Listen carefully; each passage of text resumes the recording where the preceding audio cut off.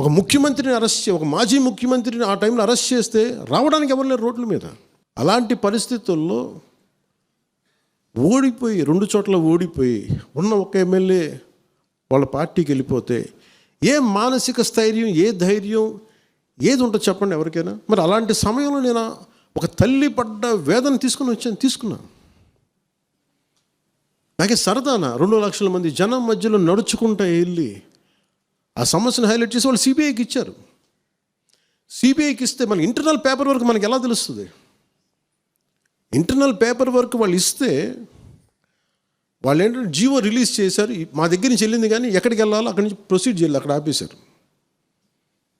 హోంశాఖ నుంచి వెళ్ళింది సెక్రటేరియట్లో ఎక్కడో నెక్స్ట్ ఫైల్ ఢిల్లీకి వెళ్ళాల్సిన అక్కడ ఆపేశారు. మేము హోంమంత్రికి మేము సిబిఐకి పంపించేసాం అంటే లెటర్ చేశారు, లాక్ చేసి లాకర్లో పెట్టారు. ఇది జరిగింది.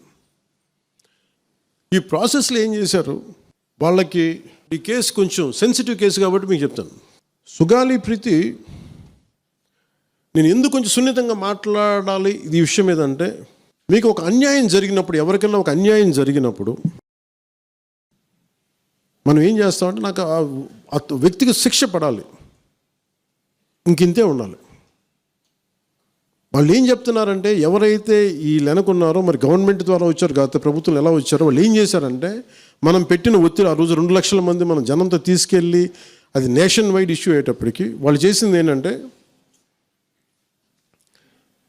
మనం చేసిన పోరాటం వల్లే ఎస్సీ ఎస్టీ అట్రాసిటీ కేసు బాధితులకు చట్ట ప్రకారం ఇచ్చే ప్రయోజనాలు, పరిహారాలు వారి కుటుంబానికి దక్కాయి. కర్నూలు రూరల్ మండలం దిన్నెదేవరపాడులో 5 ఎకరాల వ్యవసాయ భూమిని కేటాయింపబడింది. ఆ గ్రామం కర్నూలు నగరానికి 9 కిలోమీటర్ల దూరంలో ఉంది. ఈ రోజున మార్కెట్ వాల్యూ కనీసం ఎకరాకి వాళ్ళు చెప్పడం, మీరు క్రాస్ చెక్ చేసుకుని 2 కోట్ల వరకు ఉంటుందని చెప్తా ఉన్నారు. వీరి కుటుంబానికి కర్నూలు కార్పొరేషన్లో కల్లూరు వద్ద 5 సెంట్ల ఇంటి స్థలాన్ని కేటాయింపు చేసిన ప్రభుత్వం. సెంటు 10 లక్షల నుంచి 15 లక్షల వరకు ఉంటుంది. పాప 2 తల్లిదండ్రులకి రెవెన్యూ శాఖలో జూనియర్ అసిస్టెంట్గా ఉద్యోగం ఇవ్వడం అయింది. ఇది మన పోరాటం వల్ల ఒత్తిడి పెట్టడంలో వచ్చినాయి.